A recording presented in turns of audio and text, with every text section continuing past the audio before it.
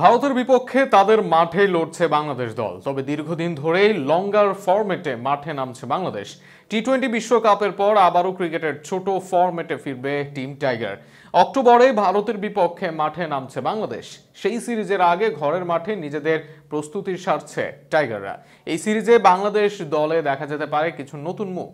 কবে ও কাদেরকে নিয়ে ভারতের বিপক্ষে মাঠে নামবে বাংলাদেশ, তা নিয়ে বিস্তারিত থাকছে প্রতিবেদনে।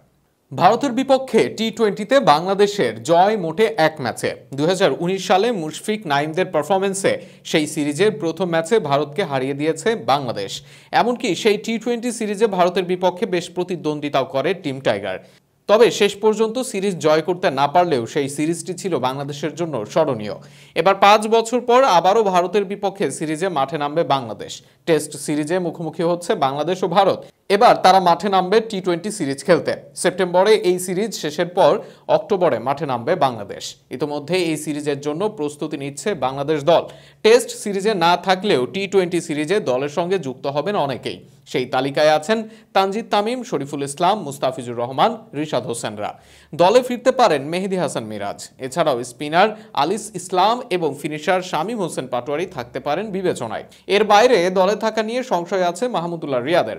বাংলাদেশ ও ভারত দুই দল এখনো পর্যন্ত 14 বার মুখোমুখি হয় টি-20 ফরম্যাটে। দ্বিপাক্ষিক সিরিজ ও আইসিসি ইভেন্ট মিলিয়ে 13 বারই জয় টিম ইন্ডিয়ার। তবে একটি বার জয় যে পেয়েছে বাংলাদেশ, সেটিও ভারতের মাঠে। এছাড়াও সেই সিরিজের শেষ ম্যাচে বা বিশ্বকাপে ভারতের বিপক্ষে তাদের মাঠে ভালোই প্রতিদ্বন্দ্বিতা করেছে বাংলাদেশ দল। সেই অনুপ্রেরণা নিয়েই মাঠে নামবে টিম টাইগার। তবে সিরিজটি সহজ হবে না টাইগারদের জন্য। শেষ টি-20 বিশ্বকাপের ম্যাচে ভারতের কাছে বিশেষ সুবিধা করতে পারেনি বাংলাদেশ। এর বাইরে বর্তমানে টি-20তে বিশ্ব চ্যাম্পিয়ন ভারত। এই মুহূর্তে ভারতকে তাদের মাঠে যে কোনো ফরম্যাটেই হারানো খুব কঠিন কাজই হবে। তবে সেই কঠিন কাজকে সম্ভব করাই হবে বাংলাদেশ ক্রিকেটের বড় অর্জন। এই দুই দল সিরিজের প্রথম ম্যাচ খেলবে 6 অক্টোবর। প্রথম ম্যাচ বাংলাদেশ খেলবে মহারাষ্ট্রে। এরপর 2 দিন বিরতি দিয়ে দিল্লির অরুণ জেটলিতে 9 অক্টোবর মাঠে নামবে বাংলাদেশ। শেষ ম্যাচ খেলবে বাংলাদেশ 12 অক্টোবর।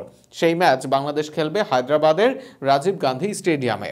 এবার দেখা যাক ভারতের বিপক্ষে এই সিরিজে কতটা প্রতিরোধ করতে পারে টিম টাইগার।